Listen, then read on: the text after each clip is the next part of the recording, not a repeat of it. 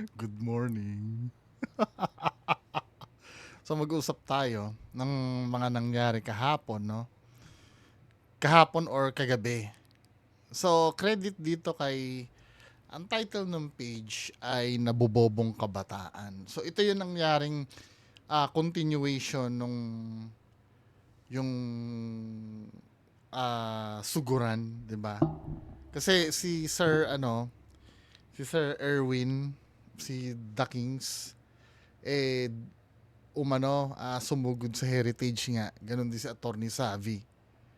So bigo sila. Then bumalik uli sila kahapon, ano. So ito yung timeline. Salamat kay nabobobong kabataan. So ito yung na ano niya na explain niya yung timeline. So ito yung nangyari. Kumbaga parang pinaka-recap natin, no. January 1, naghamon si Norman Mangusin na pumunta si Attorney Savi at Erwin the King Siar sa may Heritage Hotel sa Pasay na tinutuluyan niya. Kung talagang matapang daw sila, pag-uuntugin pa nga daw niya ito. 'Di ba? Napanood natin yung tingnan nga natin yung video na yon para may tayo. Sabi niya, 'di ba? Papuntahin mo dito yung pag-uuntugin ko yung dalawa na yun. Tingnan natin ha. Kay Sir Erwin yun eh. Nag-live si Sir Erwin sa sa Luneta. I-explain ko kung bakit napunta sa Luneta. Ha? Pero i-recap natin kung saan ito nag-start nung dumaldal si Sir Norman Mangusin regarding dun sa dun sa punta niya. Dito kasi nag-start Mo, lahat. si Attorney Sabi, gusto mo paguntugin ko silang dalawa? Pumunta sila rito sa Heritage. Diba? Pag-uuntugin ko sila, promise.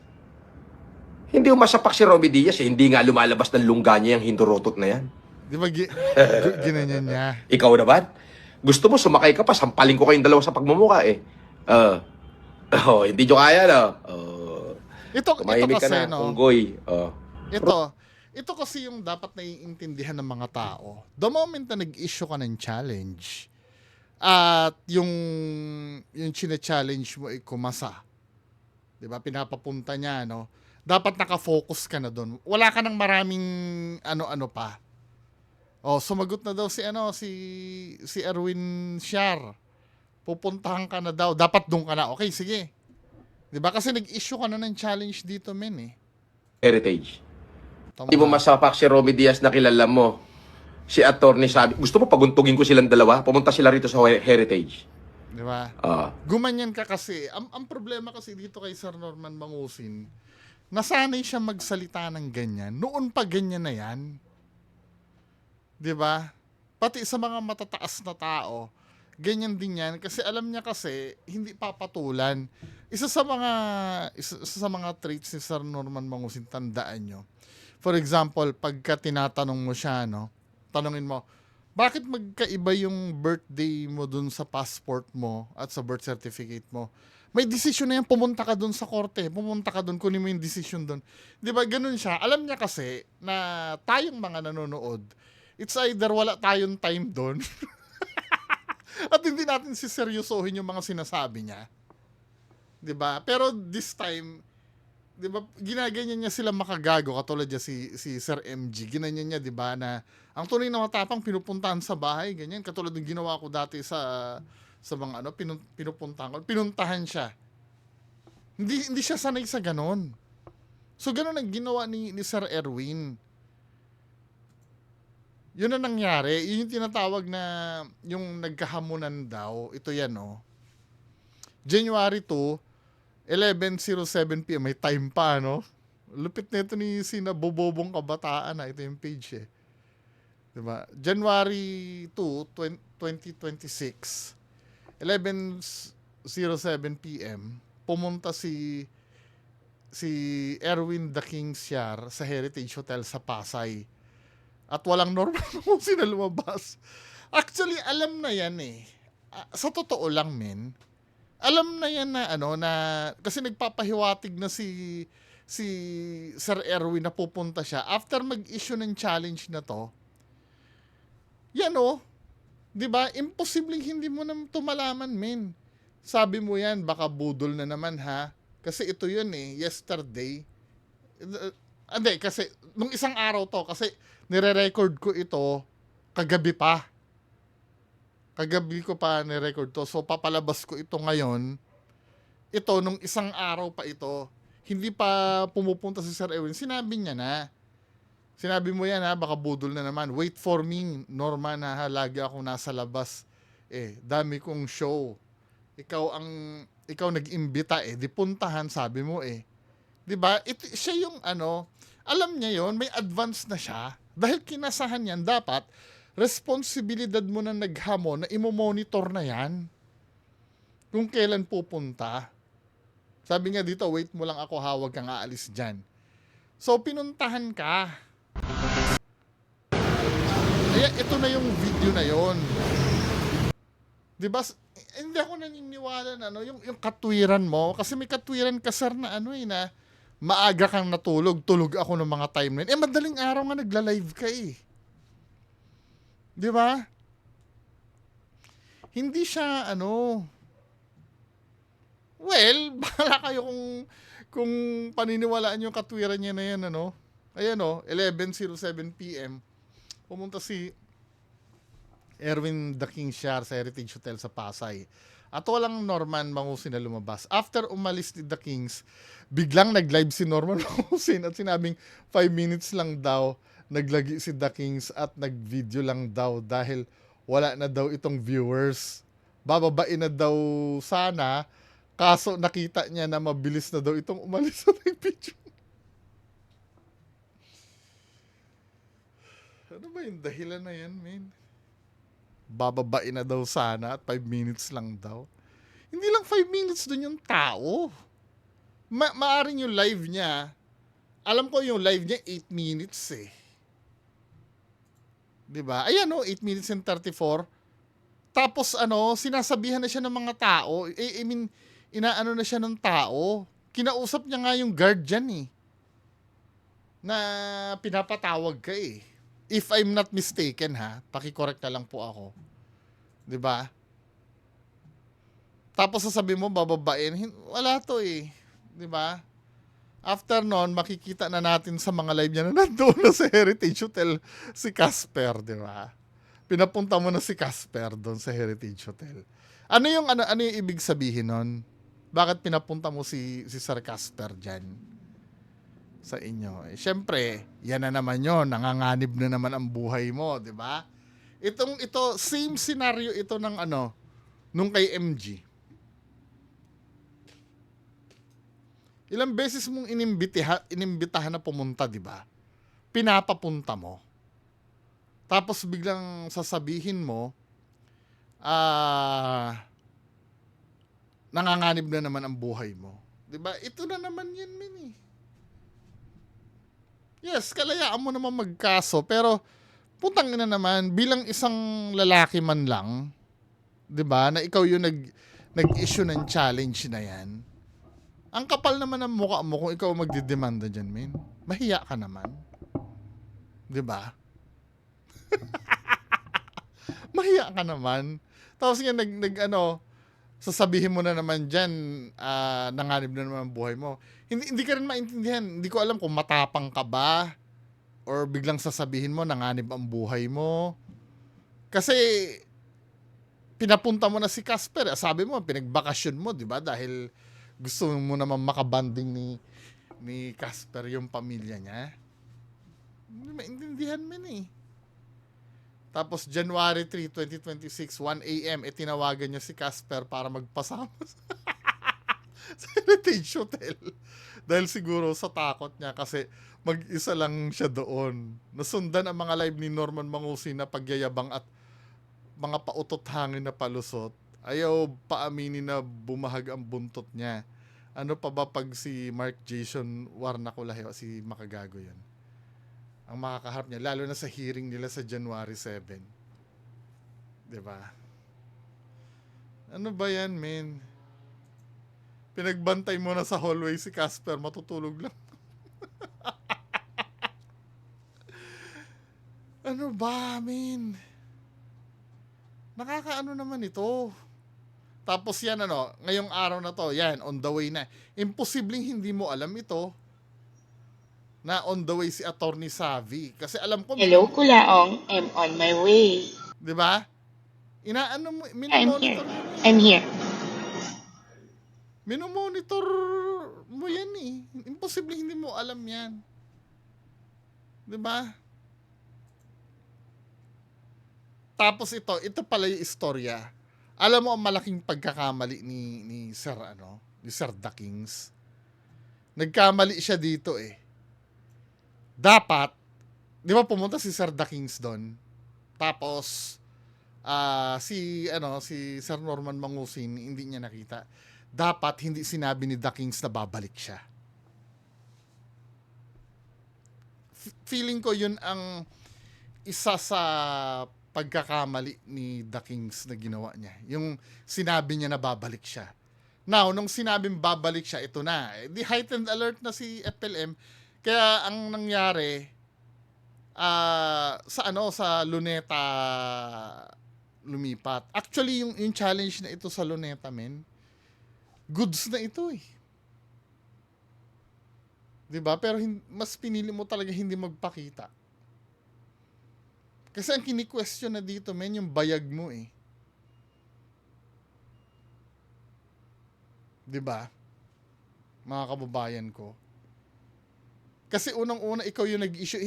Okay lang na umiwas ka dito kung wala ka namang hinahamon kung hindi ka naman naghahamon ng yung paduduguin mo ang nguso or pag-uuntogin. Kung hindi ka naggaganon at hinamon ka ni Sir Erwin, okay lang natanggihan mo eh. Pero sa'yo kasi nanggaling yung paghahamon men eh. Papuntahin mo dito. Mo dito. Tapos nung ganyan, no, nile-level lang yung playing field nito kaya sa Luneta nakuha yung yung location. Kasi alam mo mga pinaggagawa mo dito, men. Katulad nito, no. Yan, si Attorney Savvy nandun na sa diba? Nasa may nag-check-in na rin sa hotel para wala ka ng kawala, 'di ba? Pero dito muna tayo kay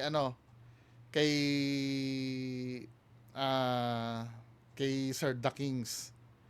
Yung mga mo dito, Hey. Panggabi ka? Bawi ka na? May nagpunta ba rito kagabi na nag-video-video? Yung paggaganyan-ganyan mo, yung pagko-call out mo pa sa mga security guard. Yes, no? Parang sinasabi mo dito na hindi mo naman pinapatulong ang security guard or hindi mo naman hinihinga ng tulong ng security guard. Pero kung umasta ka dito, para bang sinasabi mo na kapit mo lahat ng gwardiya dyan. Shoutout po. Na kung tutuusin, hindi mo na kailangan gawin yan eh. Ang gagawin mo lang naman, haharapin lang naman si Sir The Kings eh. If ever eh. 'Di ba? Bakit kailangan ipakita mo na yung mga security guard kaganon mo? 'Di ba? Siguro tinipan mo na. Same do sa subdivision, 'di ba? Ganyan din ginawa mo. Lahat ng security guard doon, inano mo lahat. Para alam mo talaga na may kakampi sa'yo. O, di ka libre. Panggabi ka? Bawi ka na? May nagpunta ba rito kagabi na nag-video-video? Pinaalis ni 05? Nag-video-video, hindi ganito. Billing ko sa inyo, pag bumalik kayo maghapon, intercom Akala mo, siya yung may-ari ng hotel. nyo o huwag nyong gagalawin. Hayaan nyo lang siya dyan, tapos tatawagan mo ko sa taas para bumaba dito. O, ayan, may kausap ako, tanga. Hindi. Sabihin nyo, huwag paalisin. Tapos sabihin nyo na Wala na to, invalid na. Kaya nga dapat hindi sinabi ni The Kings na babalik siya eh. Kasi napaghandaan na yan. Kasi may sinabi ka dito mo, sir eh. Ito tamo.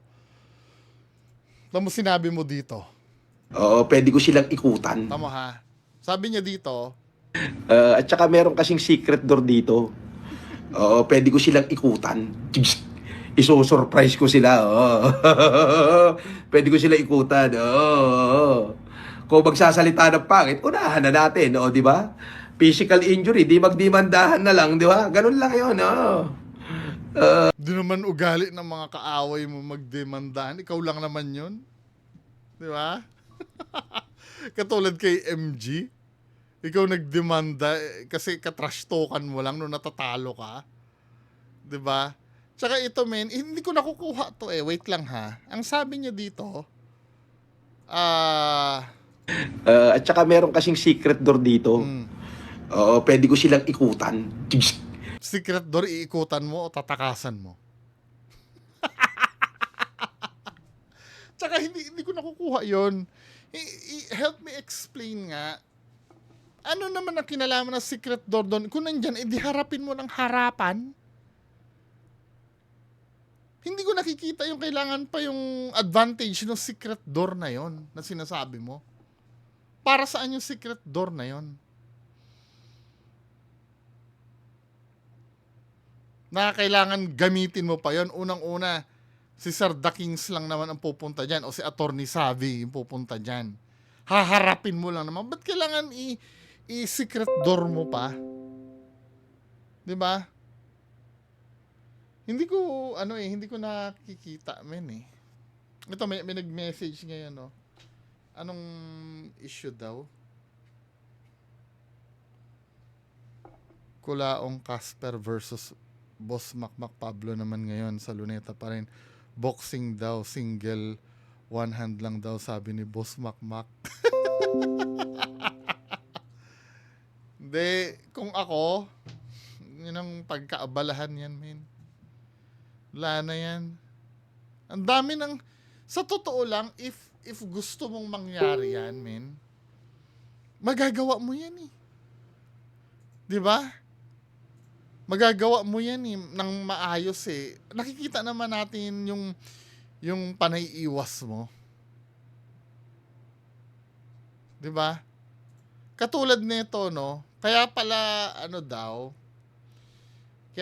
hindi ka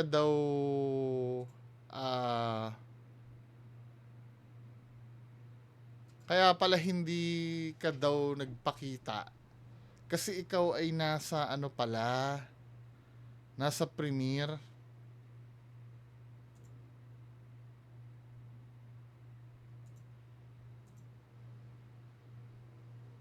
Ayan o, parang sino tong Derek Chokoy na to? Ayan o, Erwin The Kings hindi po sisipot sa FLM. Francis Leo Marcos sa Luneta. Dito po kami ngayon sa premiere night. Premiere night ngayon? Ano ba? Saturday? May nagpi-premiere night ba ng Saturday? Tingnan nga natin. Sabi naman nung iba, lumang picture na daw ito. Di mo kasi malaman kasi yung ni FLM pare-parehas ang damit eh. May ba? Ano name nitong artista na to? Tingnan nga natin, i-search natin kung may premiere night. Saturday. Di ba pa ngayon? MMFF pa? Premiere night. Saturday.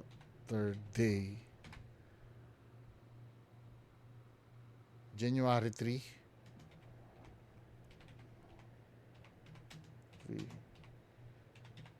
Si Roy Binzon yun, di ba? Uy, kilala ko ha. Hindi, sinearch ko kasi yung 1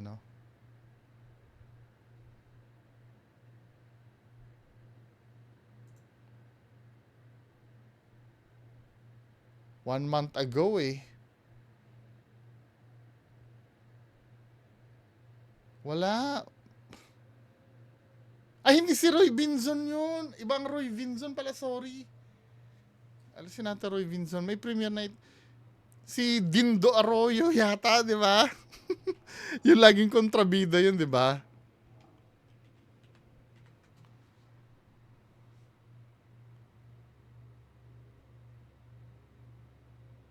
Wala naman ako nakikitang premiere night. May premiere night ba? Anong movie yon kung meron premiere night? Feeling ko matagal ng picture to.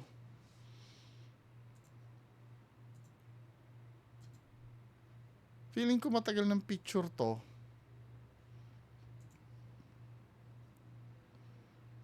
Punta natin si Direct Chokoy TV. Direct Chokoy TV. Iso-surprise ko sila, oh. At saka meron kasing Oo. Oo. Direct Chokoy TV. Tama ba yung spelling? Direct Chokoy TV.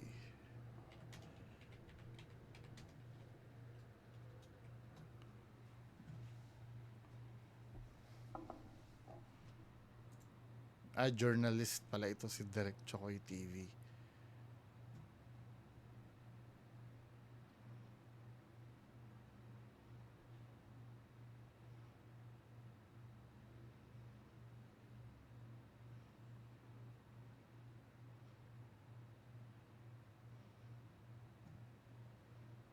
Feeling ko ano to eh. Lumang picture to.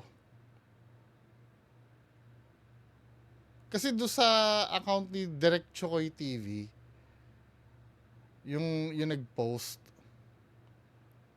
dapat ibig sabihin maraming picture dapat ito eh. Iisa lang yung picture niya kung premiere to, ba't ito lang ang picture na ipopost niya? Diba? Anyway, mga kababayan ko, no? Ano ba ang take nyo dito sa nangyari na to? Wala talaga min eh. Ito na yung malinaw na ito yung malinaw na kasagutan na sabi nga ni Sir MJ, hanggang trash talk lang talaga. Diba? Maintindihan ko kung umiiwas ka, kung hindi ka naman naghahamon, kung hindi ka naman nag-aangas. Diba? Kung hindi ka yung nagsasabing pag-uuntogin mo, pag-aano mo, kung hindi ka ganon, may intindihan ko naman yon. Pero masyado ka rin kasing maangas, tapos pag tinapatan yon, ang dami mong mga sinasabi, may pa-monitor ka pa. Then ito pa suddenly, nung on the way si Atty. Sabi, bigla ka nag-end ng live, bigla ka nawala na naman. Ngayon, nag-live pa uli ba siya? Tingnan nga natin yung live ni Sir Norman Mangusin kung may live siya. Ano ba, min? Pinapahiya mo tayo eh. Tingnan natin. Francis Lay Marcos, Di Calibre. Ano yung huling live mo?